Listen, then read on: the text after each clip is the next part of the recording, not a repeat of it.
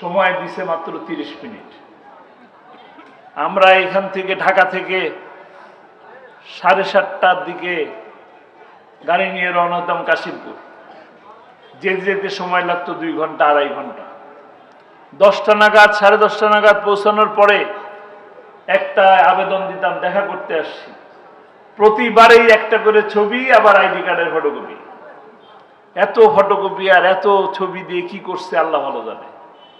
আর প্রতিবার একই রকম আবেদন। একই আবেদন করার পরেও আমাদেরকে 2 ঘন্টা 2.5 ঘন্টা এই রোদের মধ্যে, বৃষ্টির মধ্যে, শীতের মধ্যে দাঁড় করিয়ে রাখেছে। আমরা তো ভালো সুস্থ মানুষ। আমার বৃদ্ধ মা, তিনিও প্রতিবার এইভাবে দাঁড়িয়ে থাকতেন। কোনো ক্ষমা নাই, না ঈদের দিন না বৃষ্টির দিন। দেখা করতে ঢুকলাম, কেমন আছি, ভালো আছি, কথা বলতে বলতে 30 মিনিট শেষ। প্রতিবারই মনে করতাম যে 30 মিনিট কি আসলেই দিল, বুঝতে পারতাম না। প্রতিবারই দেখা করার শেষে মনে করতাম যে আগামীবার যখন যাব তখন ঘড়ি দেখে ঢুকবো, 30 মিনিট হলো কি হলো না এটা দেখব। কিন্তু যখনই যেতাম তার চেহারার দিকে তাকানোর মতো ঘড়ি দেখার আর ইচ্ছা জাগতো না। এইভাবে 13টি বছর বন্দী করে রাখা হয়েছে শুধুমাত্র কোরআনের কথা বলার কারণে, কোরআনের দাওয়াত দেওয়ার কারণে 13টি বছর তাকে এই অন্ধকার কারাগারের মধ্যে বন্দী করে রাখা হয়েছে। এই বৃদ্ধ বয়স, 46 বছরের ডায়াবেটিস, কোনদিন অভিযোগ করেন নাই। যতবারই গেছি প্রতিবারই বলছেন, জিজ্ঞেস করছি আব্বা কেমন আছেন, প্রতিবারই বলছেন আলহামদুলিল্লাহ, আল্লাহ অনেক ভালো লেগেছে, আলহামদুলিল্লাহ। এই এমন একটা ব্যক্তিকে কারাগার থেকে মিথ্যা কথা বলে হাসপাতালে নিয়ে ইনজেকশন পুশ করে তাকে হত্যা করা হয়েছে।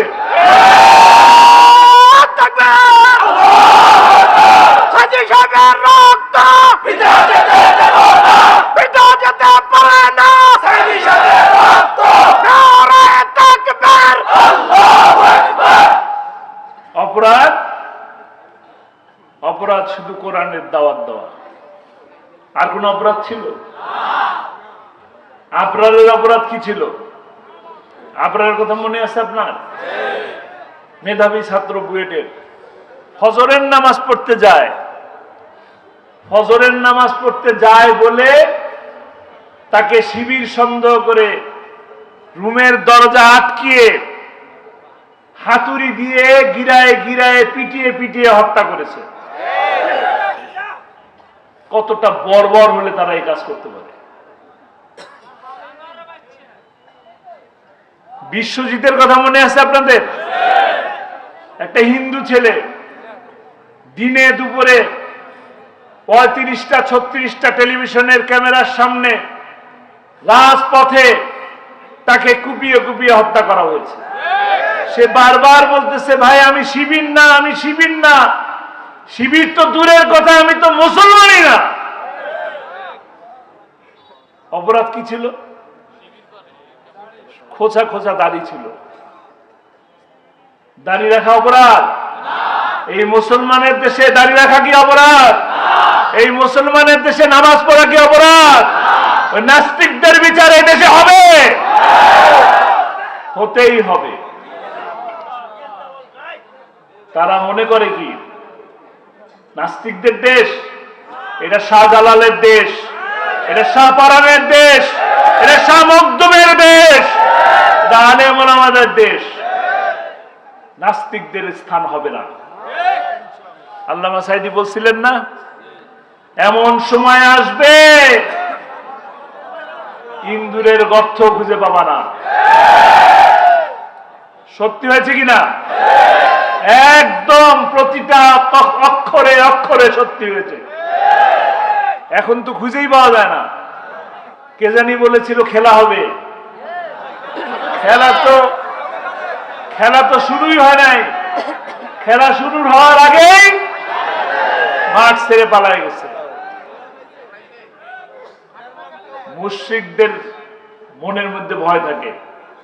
আমরা যখন 5 জন 7 জন মিলে ঘরের মধ্যে মিটিং করলাম, কোরআনের আলোচনা করলাম, 2টা বই নিয়ে বলল কি জিহাদি বই, জঙ্গি, আমরা কি দৌড় দিছি? আমরা কেউ দৌড় দিলাম?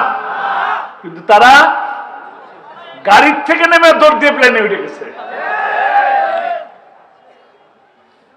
যেখানে আছেন কি সেখানেই থাকেন, মাও বাড়িতে মজা বেশি, মাও বাড়িতে থাকেন। আমরাও ভালো আছি, খামোখা অশান্তি সৃষ্টি করেন না। যেখানে আছেন ভালো থাকেন, আমাদেরকেও শান্তিতে থাকতে দেন।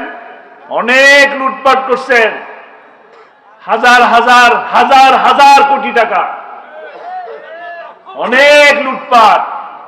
নির্বাচনের আগে কি বলে? বাংলাদেশে মালয়েশিয়া বানাবে, সিঙ্গাপুর বানাবে, আমাদেরকে স্বপ্ন দেখায়। আর নিজেরা কি করে? বেগমপাড়া বানায়। বেগমপাড়া যারা বানায় তাদের পক্ষে থাকবেন?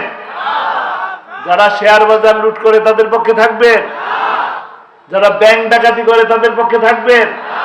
যারা লগি বৈঠা দিয়ে হত্যা করে তাদের পক্ষে থাকবেন? কাদের পক্ষে থাকবেন? কোরআনের পক্ষে থাকবেন ইনশাআল্লাহ।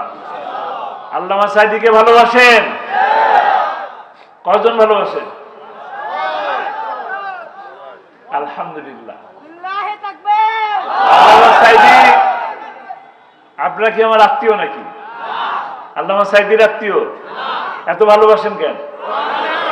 কোরআনের জন্য। আল্লামা সাঈদীর একটি স্বপ্ন ছিল, প্রতি মাহফিলের শেষে তিনি বলতেন, মনে আছে?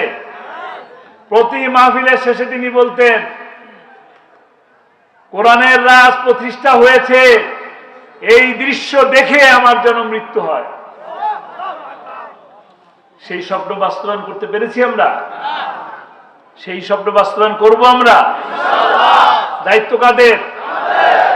তাকে হত্যা করা হয়েছে, তাকে নির্মমভাবে হত্যা করা হয়েছে, সেই হত্যার বদলা নিতে হবে।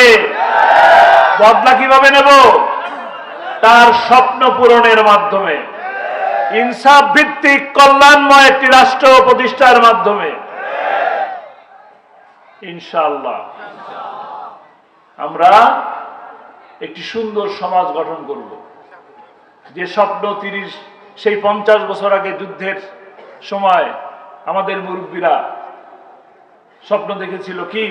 সোনার বাংলা। আমরা সেই সোনার বাংলা সত্যিকার অর্থে গঠন করবো ইনশাআল্লাহ। এই হত্যাগুলা, প্রতিটি হত্যার বিচারের মাধ্যমে, ছাত্রলীগ নিষিদ্ধ করে তাদের গুনাহ মাফ পাওয়ার কোনো সুযোগ নাই।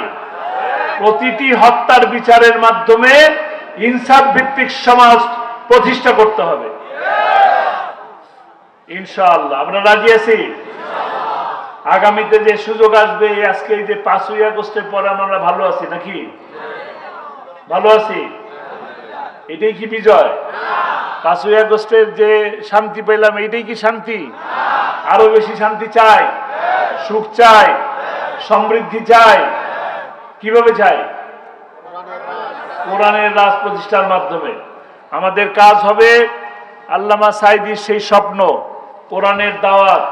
এই কোরআনের দাওয়াত আমরা প্রতিটি ঘরে ঘরে পৌঁছে দেবো ইনশাআল্লাহ। রাজি আছি?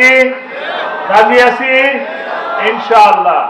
কোরআনের কথা যারা বলেন, কোরআনের পক্ষে যারা থাকেন, মানবতার পক্ষে যারা থাকেন, বন্যার্তদের পাশে যারা থাকেন, অগ্নিকাণ্ড হলে তাদের পাশে যারা থাকেন, হিন্দুর পাশে যারা থাকেন, হিন্দুর মন্দির পাহারা দেয় যারা, তাদের পক্ষে থাকবো। রাজি আছি?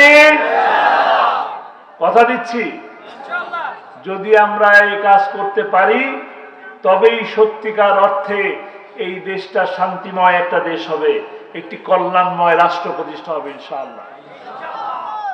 আমরা যেন সেই কল্যাণময় রাষ্ট্রের দিকে, কাঙ্ক্ষিত স্বপ্ন পূরণের মাধ্যমে একটি কল্যাণময় রাষ্ট্র প্রতিষ্ঠা করতে পারি, সেই তৌফিক আল্লাহ তাআলা আমাদের সকলকে দান করুন। কোরআন নিজে পড়ার চেষ্টা করি, কোরআন বোঝার চেষ্টা করি, কোরআন মানুষকে বুঝাই, কোরআন দিয়ে নিজের ঘরকে সাজাই, কোরআন দিয়ে সমাজ গড়ি। আল্লাহ যেন আমাদেরকে সেই তৌফিক দান করে। ওমা তৌফিক ইল্লা বিল্লাহ। আসসালামু আলাইকুম ওয়া রাহমাতুল্লাহ।